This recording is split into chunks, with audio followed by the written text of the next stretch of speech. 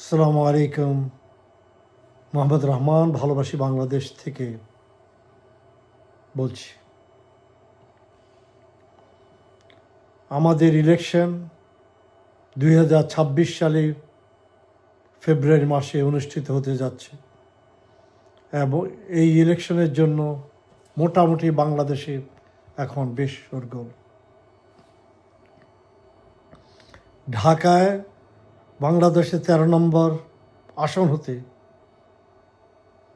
বিপ্লবী ছাত্র নেতা জনাব ওসমান হাদি মনোনয়নপত্র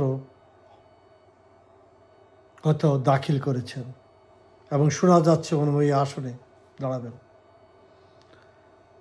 জনাব ওসমান হাদি, আপনারা জানেন, ঢাকায় কোন প্রাইভেট ইউনিভার্সিটির উনি শিক্ষক, উনি পড়ান।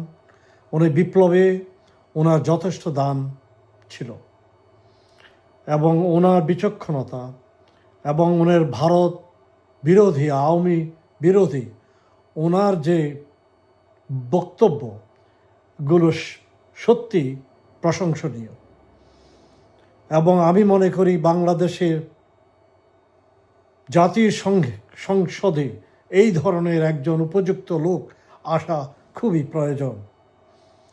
তাই বাংলাদেশের ঢাকা 13 নম্বর আসনে যদি কোনো ইসলামপন্থী, জামাত ইসলাম বা এনসিপি আপনারা কাউকে এই আসনটি দিতে চান, প্লিজ দয়া করে ওসমান হাদির বিরুদ্ধে আপনারা কোনো মনোনয়নপত্র দাখিল করবেন না।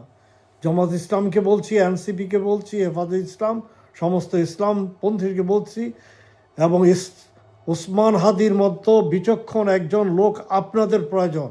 ওনারাই ওসমান হাদির মতো লোকই আপনাদের ডিফেন্সে আসবে এবং কথা বলতে পারবে এবং সত্যকার জাতিকে পরিচালিত করতে পারবে এবং এই ধরনের ভারত বিরোধী এবং আওয়ামী বিরোধী এবং যারা ইসলাম বিরোধী তাদের পক্ষে ওসমান হাদির মতোই লোকই উপযুক্ত জবাব দিতে পারবে।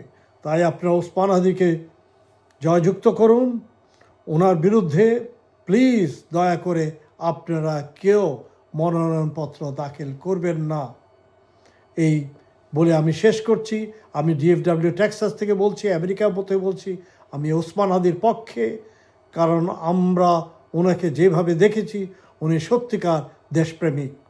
এই ধরনের দেশপ্রেমিক আমাদের জাতীয় সংসদে আসা অবশ্যই প্রয়োজন।